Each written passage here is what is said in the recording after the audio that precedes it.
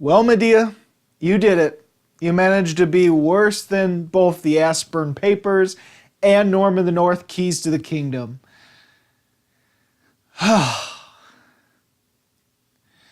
Let's get through this crap.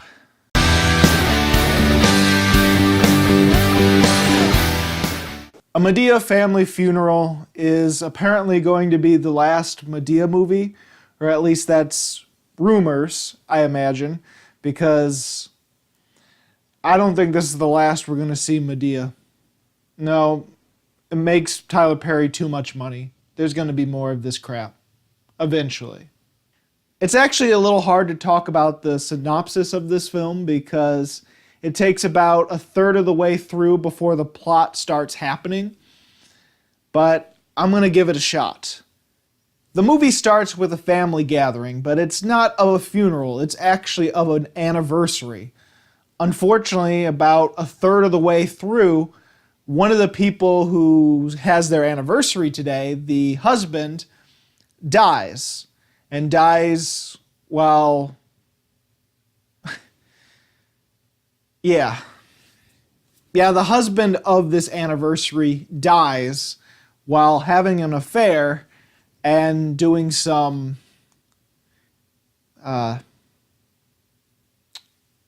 what's the best word to describe it? I guess 50 Shades of Grey type of stuff. But even then it's so bizarre to actually try to describe it as that because it's not even that, it feels. But that's what it's supposed to be, even though it's not. But the family that discovers the body is trying to keep this hush-hush while the wife is like, well, we got to bury him now. We got to start a funeral and we're going to bury him in 2 days. And it's almost like she had this all prepared from the get-go. Meanwhile, another family member is cheating on his brother's fiancée. And there's a little blackmail going with the adulterer of the husband and the adulterer of this brother. They're having a blackmail. It's like, you can't tell anyone about how I slept with the father who died, otherwise I'll talk about how you're stealing your brother's man. Or sorry, your brother's woman. That would have been a totally different story. Alright, for those of you that are fans of the Madea films, do not crucify me right away for not liking this film. I understand this has a fan base, and I understand that this comedy is just not for me. I'm not a fan of random slapstick and just loud, annoying voices meant to be annoying to induce comedy. The kind of comedy that's in these Madea films, or at least the ones that I've seen, that's not my kind of comedy. But if you do like the Madea films out there, you might like this, so bear that in mind while I'm doing this review. And also bear in mind, the only Madea films that I actually have seen are the ones that came out when I actually started reviewing a bunch of movies. So the only ones I've actually truly seen is this one and the two Halloween special ones, Boo and Boo 2, which even the Madea fans seem to hate Boo and Boo 2, so I guess I'm in the majority with the Madea fans in that regard. And to be honest, the comedy is very much so just like Boo and Boo 2, so keep that in mind as well. To be honest, it is very difficult for me to even think of things that I liked in this movie because honestly, I don't think I liked a single thing in this movie. Now, there are a few things in this movie that, if done differently, if executed better, it actually could have worked because I've seen movies that Tyler Perry has done that aren't comedies, such as Acrimony. And I feel Acrimony is a bad movie, but it's so entertaining and it's so wonderful with just how bizarre and just how hilariously bad that movie can be. And I heard a lot of Tyler Perry's dramas are similar in that fashion. And this movie did have a very, really bad, cheap soap opera feel to it when it came to the drama. And if there wasn't any of the comedy sprinkled in the movie, if it just was that soap opera drama throughout, this could have been a hilariously bad movie, and I could have enjoyed that in that way. So I guess I can say that was almost good because of how ridiculous some of these situations are and all the coincidences and just the weird drama revolved around this funeral. But the problem is, Madea's comedy in this movie is constantly butting into the drama.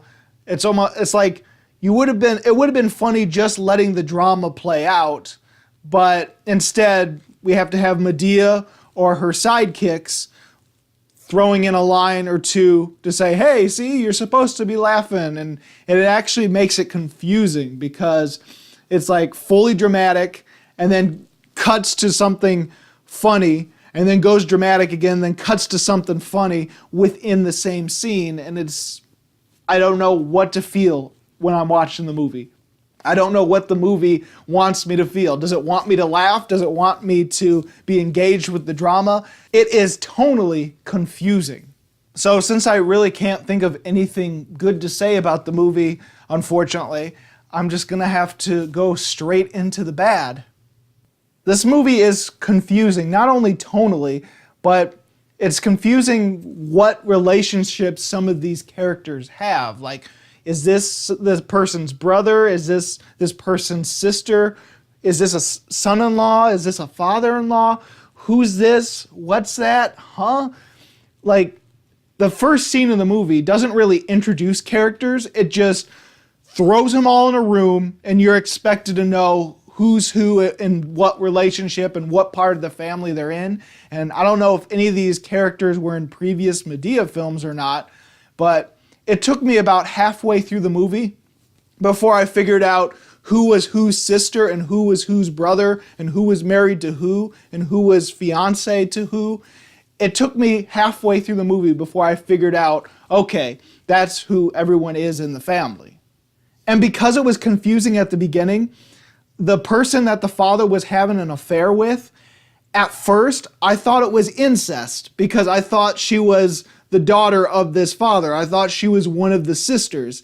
Turns out she's not, but it wasn't until halfway through the film that I realized, oh, she's not a sister, she's just a family friend. Did not realize that, so I thought there was incest involved halfway for the first half of the film.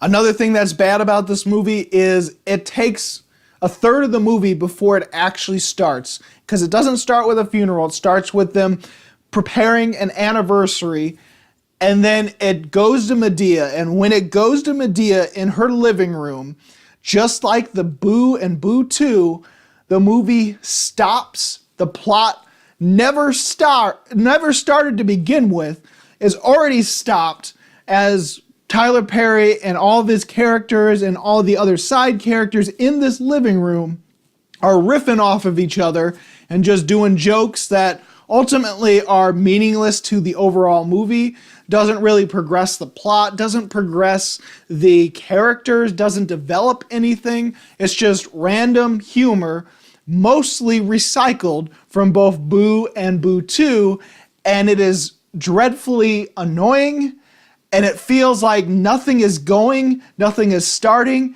and I'm just waiting, when does this fucking movie begin? And it is mind-numbing. Not only that, we have this long sequence in the living room, and then they finally leave and we're like, okay, now the plot's gonna get started, right? No.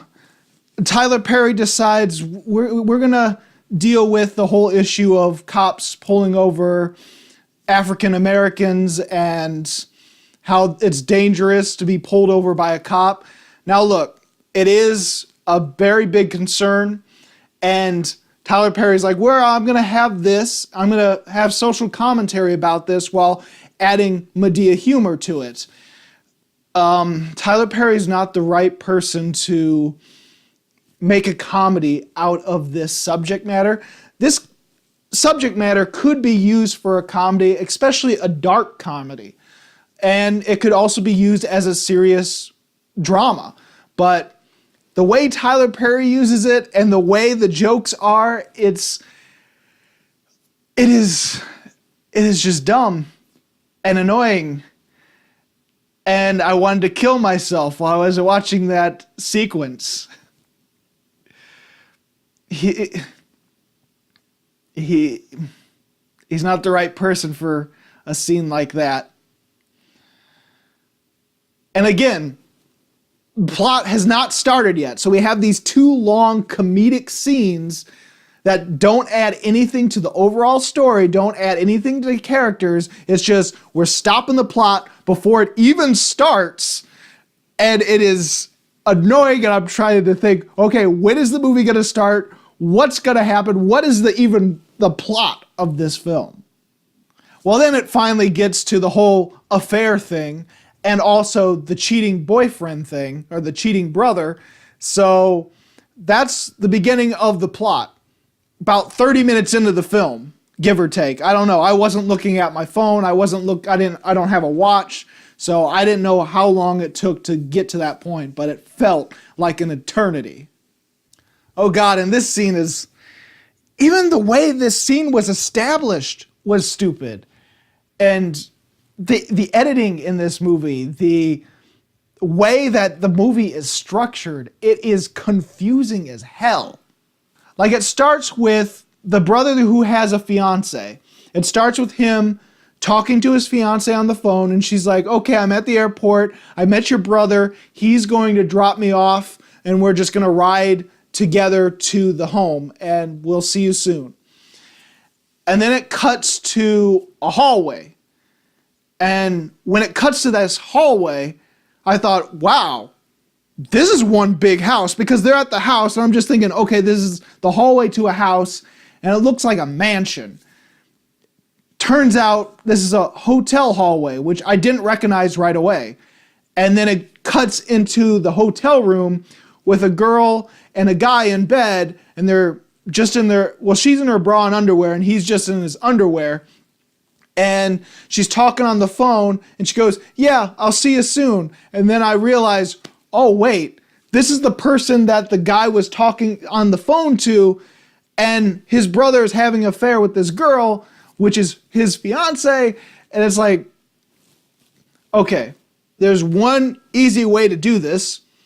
Don't have that establishing shot of the hallway just as he's talking, or at the very end of his conversation, just cut to the girl having the phone, and we know this is the person he's talking to. You don't need the establishing shot of the hallway. That just made it confusing right away. I'm like, okay, this is the house, and whoa, wait, what? And then another stupid thing in this thing, the guy, eventually he could hear the sound of someone having sex through the thin walls of the hotel, apparently, of the next door person. And he's like, wait, babe, do you hear that? Do you hear that? What? Oh, shh. And you just hear this, like that. Sorry for making that weird thing. But basically, the person is gagged. So all you hear is like this muffled voice from the other side of the room, which also sounds like sex noise. And so he's like, wait, that's my daddy. That's my daddy. I can hear his voice. I'm like, how? How do you know what your dad sounds like? How do you know that's your dad? I'm just like, wait, what? And it turns out it is his dad, and he suffocates by being gagged, and he dies because they're doing like a, what is it, BDSM thing, but it's not really. And that's another thing. Like, every time I'm just talking about one scene, and I can think of like 4 or 5 things wrong and just done awkwardly. And Madea and the family, they get up there. The girl leaves. He gets into the room, sees his father dead, and with this young girl who is the family friend, which I thought was a sister at first. And this whole crew, they see what's going on. They see the person dead, but it doesn't show the dead body right away. It just shows them standing in the doorway, peeking in, and all commenting about how large his erection is in different jokes, which were a little unfunny. Actually, no, they were very unfunny. Just okay. And they're trying to describe like the ridiculousness of this and just how crazy this is and just how he's doing all this BDSM and stuff. And I'm like, okay, well, they're trying to have us imagine this crazy thing, but they don't have the budget to show it. And so it's like, okay. Or they don't want to show it because of Christian values or something like that. So I'm like, okay, they're just not going to show it. And then it actually shows the body, and it's like they don't even show the gag or the ball gag. Like all it shows is the girl is dressed in like the leather dominatrix type stuff, but he, on the other hand, is just in his boxers with an erection, dead, and no handcuffs, no straps, nothing like that. He's just in the bed, and you don't even see his face ever. And I'm like, okay, you screwed that up. Like, don't talk about like how crazy this is and how this is all BDSM and all that kind of stuff, and you can just not show it, and we can fill in the blanks with our imagination. But then you show it, and it's nothing. It's just him in his boxers, and he's dead. That's it. Here's another editing mistake, and you might think this is nitpicky for me to say this, but in movies that get wide release in theaters, almost all of them don't have this kind of mistake. This is glaringly obvious in the editing, and when it's obvious on the big screen, it's just mind-boggling. So after the whole thing with the father is dead, we cut back to the house, and eventually the girl gets to the house, and the brother's like, wait, I thought you were coming with my brother. What's happening? It's like, oh, nothing. It's all right. And eventually, I think the brother actually comes back first or something. Eventually, people come back. All of the people, well, actually, no. Madea and the crew, they stay at the hospital. But the brother must be the only one that comes back. So he comes through the house, and every time the door opens, you can see how pitch black it is. It is dark outside, and they're probably wondering where the father is. They're still wondering where the father is. Why hasn't he called? And it's getting late. And they're mad at the brother for something. I can't remember what. And then eventually the brother explains to everyone that the father is in the hospital, because at this point, they don't say that he's dead. They don't think he's dead. He's just at the hospital. And so only the immediate family leaves, which is another weird thing, because it's full of extras, because it's this big party that's going to happen. And only the immediate family leaves, and they leave all the guests just hanging about in the house, and they're just, don't tell anyone. Like, are these extras part of the family too? Wouldn't they care about the person who they're coming to the anniversary for? One of them is dead or in the hospital. Don't you think they would care at all? No, they're just extras in a movie, so they're just extras. They're not really family members. They're just extras. That's what I'm imagining in my head in Tyler Perry world of this movie. They're not really family members. They're just extras. But like I said, every time the door opens, it is clearly nighttime. But then they get to the hospital, and it shows the Madea and all her sidekicks and Tyler Perry's Brian all in the lobby, the main lobby of the hospital. And behind them, there is a huge window in the background. And when you look at that window, you see that it's daylight. So I'm like, wait, it was just night. It's daylight already? How long does it take people to get to the hospital? But then we have the whole hospital scene. The father dies. They're trying to figure out what happened. They're like, okay, let's all go back to the house. So they all go back to the house. And every time they open the door, it's night. So apparently these three scenes happened in 2 days. Because it was night, then it was day, then it was night. No one noticed that while they were editing this movie? I guess not. I did. I noticed it. Oh God, and another thing about the extras that are in the that are at the party. So eventually the funeral happens, and so they have the same extras in the room, practically the same positions.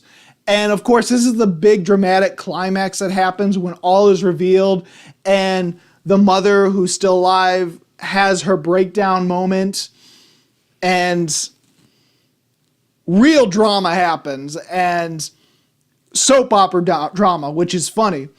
And even a fight is about to occur with the brothers because all the affairs are revealed at this point. It's the big climactic dramatic scene.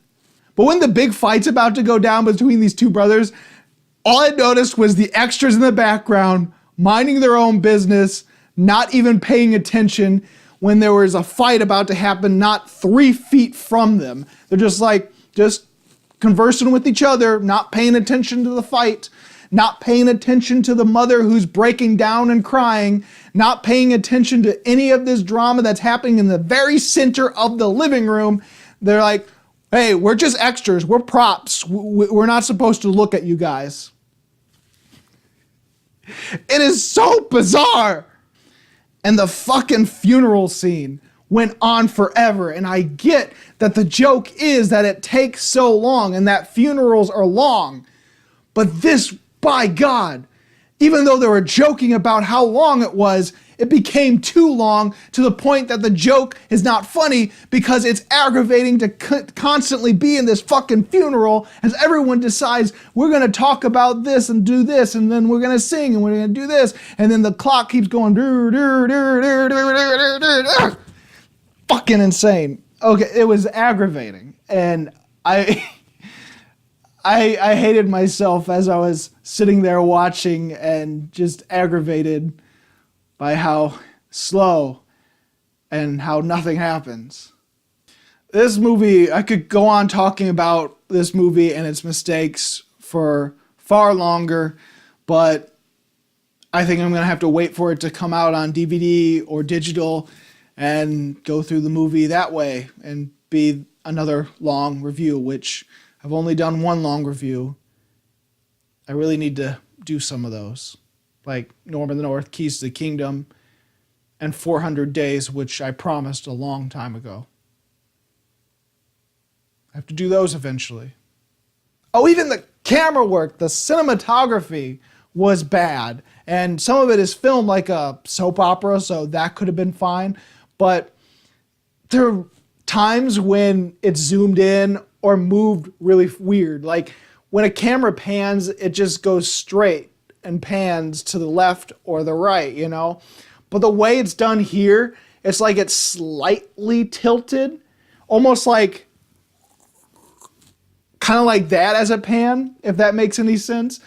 And it's just slight enough that if you look on the top and the bottom, you see it slanted just enough for you to tell. And I'm like, who moved this camera?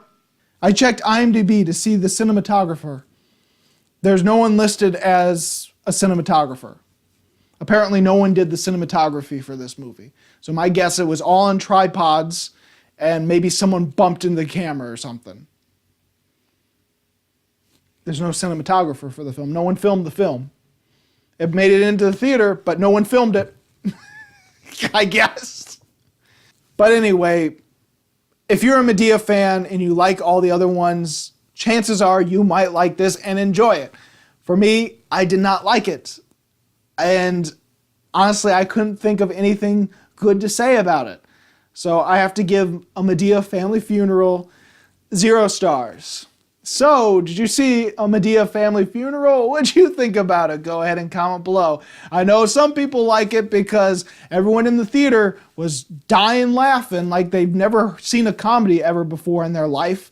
But anyway, what'd you think about it? Go ahead and comment below. And if you like this video and you want to see more, please subscribe and check out my movie reviews or countdowns of this year or previous years of whatever. As always, this is Bruce Gifford, and this was Just My Opinion.